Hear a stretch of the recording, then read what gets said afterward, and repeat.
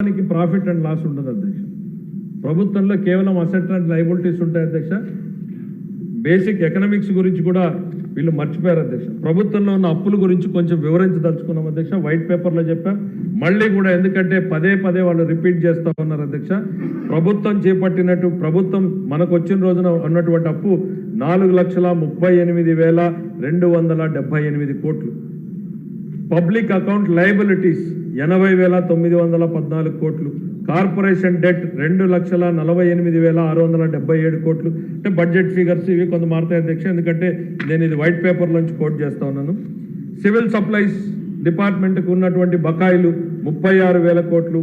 Power సెక్టర్కు ఉన్నటువంటి బకాయిలు 34,267 కోట్లు.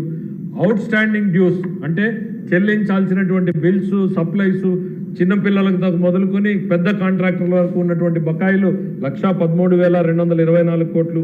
Outstanding dues to the employees, ప్రభుత్వ ఉద్యోగులకు ఉన్నటువంటి బకాయిలు 21,980. ఇది మేమనుకుంటే ఎంప్లాయీస్ అసోసియేషన్ వచ్చి కాదు 23,000 ఉన్నాయని చెప్తున్నారు అధ్యక్ష. మరి ఇది non contribution to the sinking fund. ఇవన్నీ కలిపితే 9,74,000 కోట్ల రూపాయలు ఈ రాష్ట్ర ప్రభుత్వానికి వారసత్వంగా ఉంది అధ్యక్ష.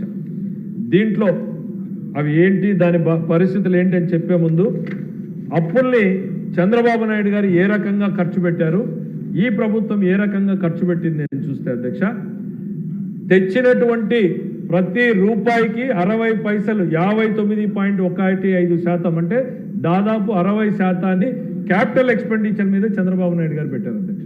అంటే ఓ ఇరిగేషన్ ప్రాజెక్టు, ఓ రోడ్డో, లేకపోతే ఓ వెల్ఫేర్లో ఇన్ఫ్రాస్ట్రక్చర్ క్రియేట్ చేయడము, రాష్ట్రానికి ఆదాయాన్ని తెచ్చిపెట్టి ప్రజల సంక్షేమానికి ఉపయోగపడేటువంటి వ్యవస్థల మీద క్యాపిటల్ ఎక్స్పెండిచర్ ప్రతి రూపాయలు 60 పైసలు చంద్రబాబు నాయుడు గారు పెట్టారు అధ్యక్ష.